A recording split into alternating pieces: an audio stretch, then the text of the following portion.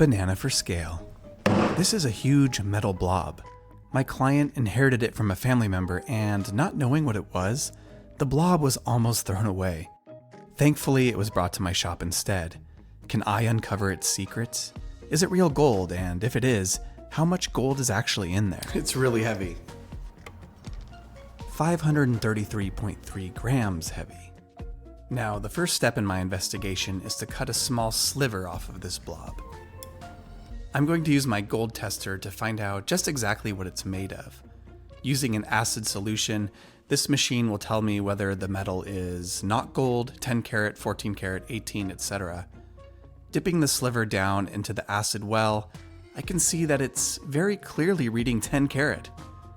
But just to make sure, I want to check my solution with this 18 karat gold ring. Bingo. 10 karat gold is 41.7% pure. In other words, 41.7% of this blob is pure gold, which means 58.3% is not. It's other metals, and who knows what else. The mission: extract the pure gold. Using chemistry, literal gold refining. But there's just one problem. I'm not a chemist. In fact, I've never even taken a chemistry class. Math tells me that I should be able to extract 222 grams of pure gold. So I think the 222 grams is the best case scenario. I'm actually expecting a lot less than that. In fact, it looks like the blob maybe wasn't even completely melted all the way through. You can see it was kind of fragmented here, the way that it's folded on top of itself. It just kind of looks weird. So I'm really interested to see what the final total is. So let's go ahead and melt this down and start refining. Off to a great start. My largest crucible, and the blob won't even fit inside. Nothing a little fire can.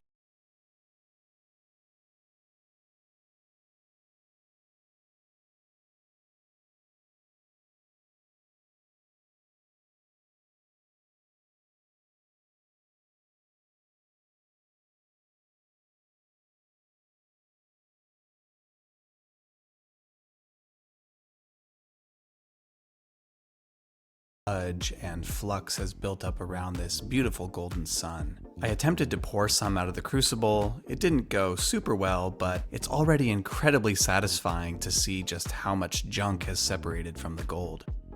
Next, I'll be doing some water casting. Now, some jewelers use this method to create some really cool looking organic shapes. Basically, all you do is liquefy your metal and pour it over water. I didn't know it at the time, but I was actually making a mistake here. You see, I don't want this beautiful looking mountain that sort of looks like an erupting volcano. I actually wanted a bunch of small individual pieces. And there definitely are some there, but the majority of the gold all got stuck together, primarily due to the fact that the beaker was too small. There wasn't enough time for the gold to cool properly before it just adhered to itself. It really was just a rookie mistake. I mean, it kind of looks cool, I guess. I don't know. Let's turn it and see this. Oh my. The blob has a face. This is the face of the blob. This is the personality of the blob manifesting itself. It's alive. And now he's dead. But never dead. Just melted into a new shape. Gone, but never forgotten. Trying the water casting again, this time in a 5-gallon bucket. Yes. These were the flakes I was looking for. This is so much better. And you can see a lot of the darker flux actually separated from the gold as well, which I'm super happy about.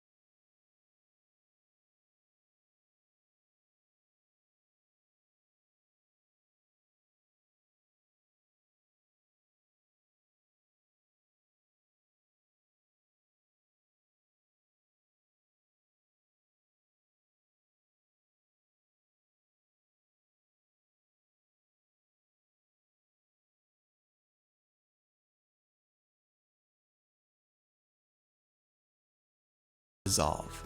It's time for the chemistry. Warning, this video contains methods and procedures that are extremely dangerous. I'll be handling acids that are incredibly corrosive, toxic fumes are present, as in they can kill you, and that's bad.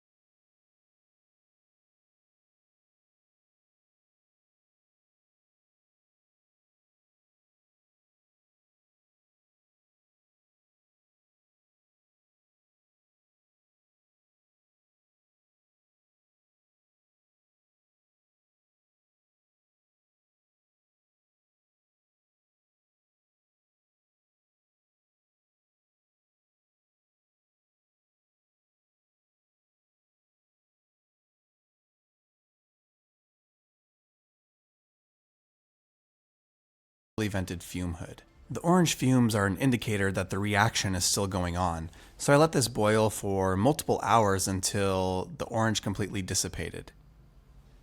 This is the exact moment that reality started to sink in. I had been dissolving this metal for hours, and look how much is undissolved. That's when I truly realized that this wasn't going to be an easy project, this wasn't going to be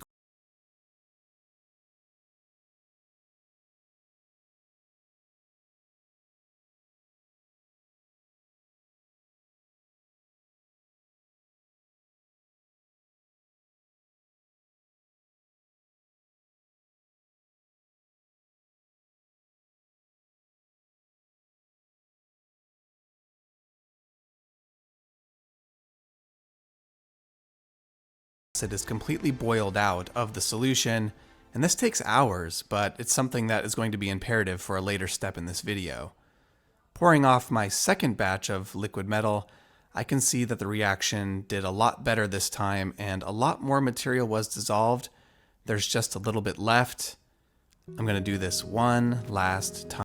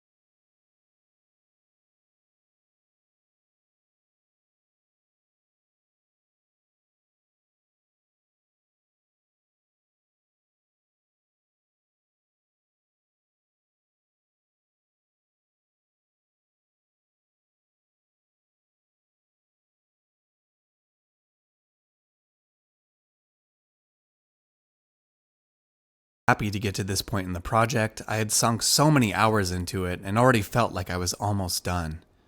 But my research told me otherwise. You see, in order to achieve a higher purity, I need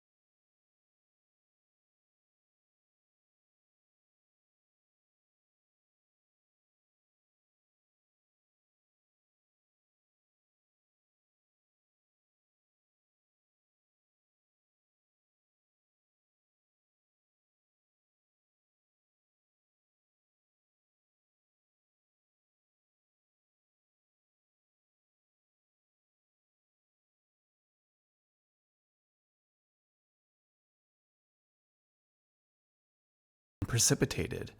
Well, there's a test for that called a stannous test. I mix together hydrochloric acid and pure tin, which creates stannous chloride. This solution is incredibly sensitive to the presence of gold, and I'll show you how it works. I first take a strip of filter paper and I dip it into my beaker that has the dissolved gold. Then I'll add a drop or two of the stannous chloride and watch for a reaction. If it turns black, you know there is still gold in your solution. So in this case, there is, and I need to keep adding sodium metabisulfite.